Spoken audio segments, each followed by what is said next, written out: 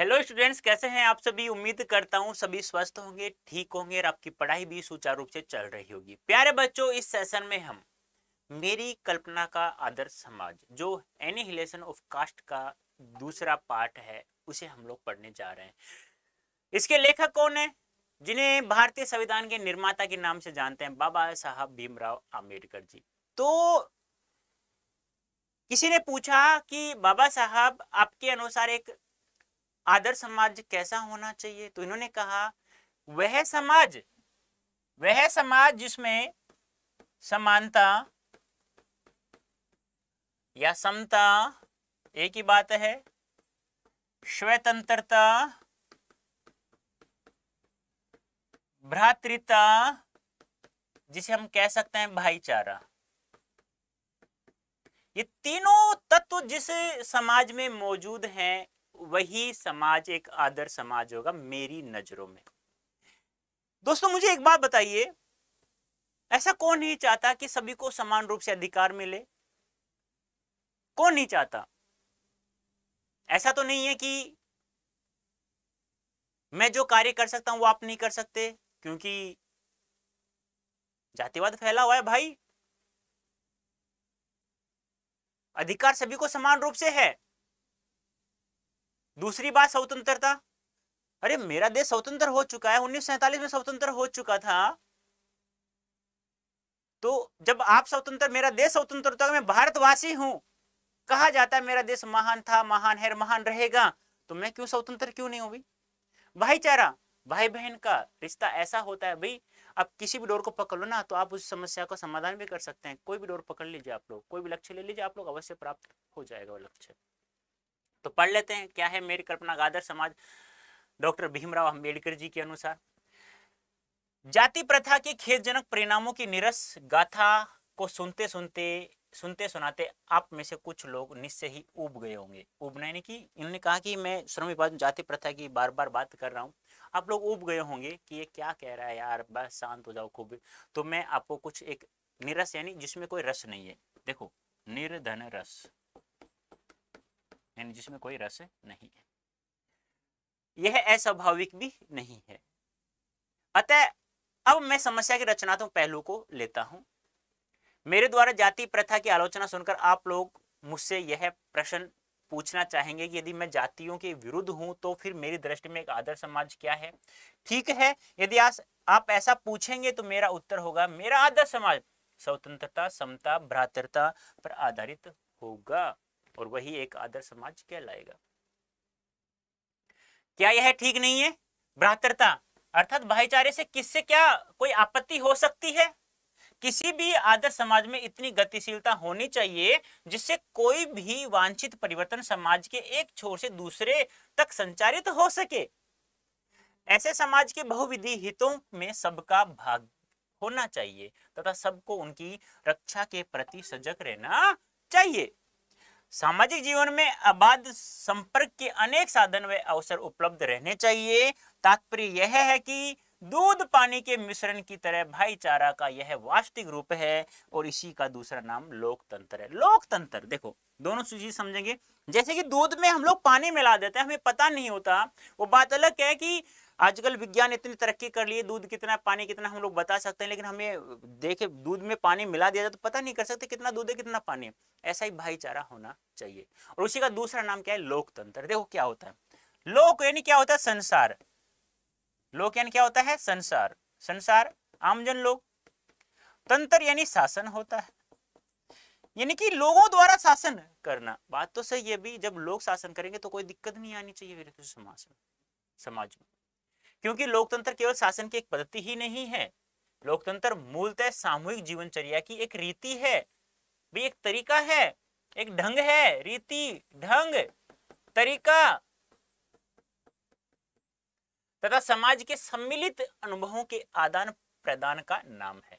इसमें यह आवश्यक है कि अपने साथियों के प्रति श्रद्धा व सम्मान का भाव हो। इसी प्रकार स्वतंत्रता पर भी क्या कोई आपत्ति हो सकती है? किसी को हो सकती है क्या आपत्ति? नहीं हो सकती। गमनागमन, गमनागमन क्या होता है? गमन तथा आगमन, गमन तथा आगमन की स्वाधीनता जीवन तथा शारीरिक सुरक्षा की स्वाधीनता के अर्थों में शायद ही कोई स्वतंत्रता का विरोध करे। स्वतंत्रता का कोई विरोध नहीं करे, सभी को समान रूप स्वतंत्रता प्राप्त है। इसी प्रकार संपत्ति के अधिकार, जीविकोपार्जन के लिए आवश्यक औजार व सामग्री रखने के अधिकार, जिससे शरीर को स्वस्थ रखा जा सके, के अर्थ में भी स्वतंत्रता पर कोई आपत्ति नहीं हो सकती। तो फिर मनुष्य की शक्ति के सक्षम एवं प्रभावशाली प्रयोग की भी स्वतंत्रता क्यों न प्रदान की जाए। आजीविका के साधन सभी को प्राप्त होने चाहिए। कोई हथियार भी अपनी सुरक्षा के लिए रखना है तो रख सकते हैं आप, ऐसी सभी को स्वतंत्रता प्राप्त है। आप कहीं पर भी जाकर कोई भी कार्य कर सकते हैं, सभी को समान रूप से अधिकार है, स्वतंत्रता प्राप्त है। तो किसी को क्या आपत्ति हो सकती है। जाति प्रथा के पोषक जीवन, शारीरिक सुरक्षा तथा संपत्ति के अधिकार की स्वतंत्रता को तो स्वीकार कर लेंगे, परंतु मनुष्य के सक्षम एवं प्रभावशाली प्रयोग की स्वतंत्रता देने के लिए जल्दी तैयार नहीं होंगे, क्योंकि इस प्रकार की स्वतंत्रता का अर्थ होगा अपना व्यवसाय चुनने की स्वतंत्रता किसी को नहीं है। तो उसका अर्थ उसे दास्ता में जकड़ कर रखना होगा, क्योंकि दास्ता केवल कानूनी पराधीनता को ही नहीं कहा जा सकता। भाई ऐसा नहीं है कि एक गुलामी एक कानूनी नियम है, ऐसा नहीं हो सकता।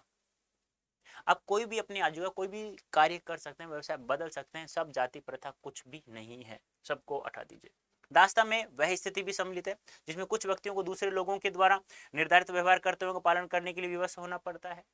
नहीं भाई, आप अपने स्वतंत्र हो भाई, अपने दिमाग के अनुसार सुनो, दिमाग के अनुसार कार्य करो, दिल में जो कहता है वो कार्य करो ना। किसी क्यों सुनते हो आप लोग, समझदार हो यार, आप लोग 12th क्लास में हो गए हो। यह स्थिति कानूनी पराधीनता न होने पर भी पाई जा सकती है। उदाहरण, जाति प्रथा की तरह ऐसे वर्ग होना संभव है जहां कुछ लोगों की अपनी इच्छा के विरुद्ध पेशे अपनाने पड़ते हैं। मेरी रुचि नहीं है, फिर मुझे वही कार्य करना पड़ा है, वही पैसा करना पड़ा है, वही व्यवसाय करना पड़ा है। फिर ये कौन सी स्वतंत्रता होगी भी, ये कौन सी फिर गुलामी है, ये तो तेरे गुलामी जंजीरों में जकड़ा हुआ पहले से ही। तो ऐसा नहीं होना चाहिए। अब आइए समता पर विचार करें। क्या समता पर किसी की आपत्ति हो सकती है? नहीं हो सकती भाई, समान रूप से सभी को, समता यानी समानता, सभी को समान रूप से अधिकार मिलना चाहिए। फ्रांसीसी क्रांति के नारे में समता शब्द ही विवाद का विषय रहा। जब फ्रांसीसी क्रांति हुई थी, समता एंड समानता शब्द विवाद का विषय रहा था। समता के आलोचक यह कह सकते हैं कि सभी मनुष्य बराबर नहीं होते, और उनका यह तर्क वजन भी रखता है। बात तो से सभी मनुष्य बराबर नहीं होते हैं, तर्क में वजन है, लेकिन तथ्य होते हुए भी यह विशेष महत्व नहीं रखता, क्योंकि शाब्दिक अर्थ में समता असंभव होते हुए भी यह नियामक सिद्धांत है। यह नियामक सिद्धांत है। मनुष्य की क्षमता 3 बातों पर निर्भर करती है: शारीरिक वंश परंपरा, सामाजिक उत्तराधिकार और मनुष्य के अपने प्रयत्न। शारीरिक वंश परंपरा, सामाजिक उत्तराधिकार और मनुष्य के अपने प्रयत्न, इन दोनों पर मनुष्य का नियंत्रण नहीं होता, लेकिन इस पर नियंत्रण होता है। इन तीनों दृष्टियों से निसंदेह मनुष्य समान नहीं होते। क्या इन विशेषताओं के कारण समाज को भी उनके साथ असमान व्यवहार करना चाहिए? समता विरोध करने वालों के पास इसका क्या जवाब है? कोई जवाब नहीं है मेरे अनुसार। व्यक्ति विशेष के दृष्टिकोण से असमान परिवर्तन के कारण असमान व्यवहार को अनुचित नहीं कहा जा सकता है, ध्यान रखना। साथ ही प्रत्येक व्यक्ति को अपनी क्षमता का विकास करने का पूरा प्रोत्साहन देना सर्वथा उचित है। परंतु यदि मनुष्य प्रथम 2 बातों में असमान है, तो क्या इस आधार पर कि उनके साथ भिन्न व्यवहार उचित है, अलग व्यवहार उचित है? नहीं होना चाहिए। उत्तम व्यवहार के हक की प्रतियोगिता में वे लोग निश्चय ही बाजी मार ले जाएंगे जिन्हें उत्तम कुल, शिक्षा, पारिवारिक ख्याति, पैतृक संपदा तथा व्यावसायिक प्रतिष्ठा का लाभ प्राप्त है। इस प्रकार पूर्ण सुविधा संपन्नों को ही उत्तम व्यवहार का हकदार माना जाना वास्तव में निष्पक्ष निर्णय नहीं कहा जा सकता। बता रहा हूं बार बार, किसी की पहले से ही यानी कि किसी माता पिता उच्च पद पर है तो जरूरी नहीं उसी को सभी अधिकार मिले, ये तो फिर पूर्ण निष्पक्ष नहीं हुआ, क्योंकि यह सुविधा संपन्नों के पक्ष में निर्णय देना होगा। संपन्न है फिर उसके पक्ष में आप निर्णय दे रहे हो।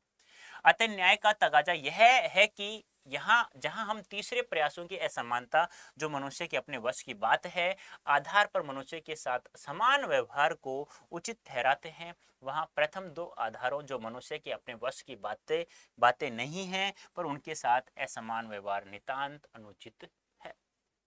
और हमें ऐसे व्यक्तियों के साथ यथासंभव समान व्यवहार करना चाहिए। दूसरे शब्दों में, समाज की यदि अपने सदस्यों से अधिकतम उपयोगिता प्राप्त करनी है तो यह संभव है जब समाज के सदस्यों को आरंभ से ही समान अवसर, समान व्यवहार उपलब्ध कराए जाए। यानी जब बच्चा जन्म लेता है उनको बच्चे में कोई भेद नहीं करना चाहिए, और जो अधिकार उनको वही अधिकार उन्हें दिया जाना चाहिए, और स्वतंत्रता भी दी जानी चाहिए।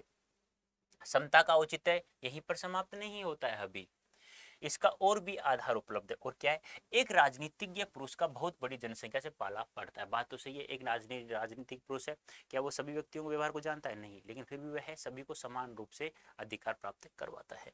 अपनी जनता से व्यवहार करते समय राजनीतिज्ञ के पास न तो इतना समय होता है, न प्रत्येक व्यक्ति के विषय में इतनी जानकारी ही होती है, जिससे वह सबकी अलग अलग आवश्यकताओं तथा क्षमताओं के आधार पर वांछित अलग अलग व्यवहार कर सके।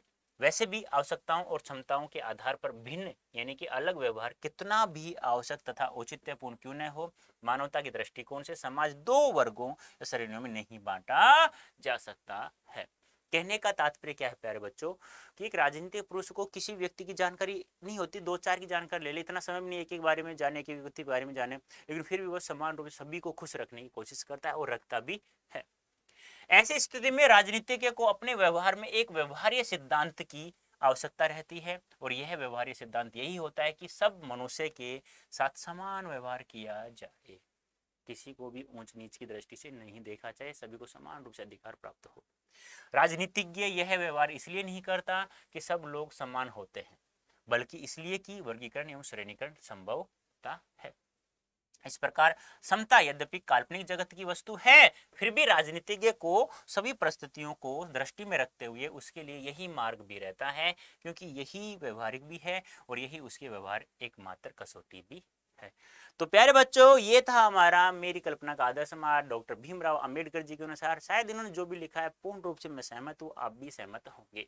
अब प्यारे बच्चों, आप लोगों को Y323 कोड यूज करना है। उससे पहले हम लोग यह भी जाने, कुछ दिया हुआ है तो एक बार देख लेते हैं। अंबेडकर जी की पुस्तक जाति भेद का उच्छेद और इस विषय में गांधी जी के साथ उनके संवाद की जानकारी प्राप्त कीजिए, यानी उसको आप पढ़ लीजिएगा, जो ललित सिंह यादव ने अनुवाद किया था इन रिलेशन ऑफ कास्ट का। हिंद स्वराज नामक पुस्तक भी गांधी जी ने ही कैसे आदर्श समाज की कल्पना की, उसे भी आप लोग पढ़े, हिंद स्वराज। तो प्यारे बच्चों, यहाँ कोड यूज करना आपको Y323। आप लोग अंग्रेजी नहीं जानते हो बोलना तो आप लोग अंग्रेजी अच्छे से फर्राटेदार सीख सकते हैं, तो आपको कोड यूज करना है Y323।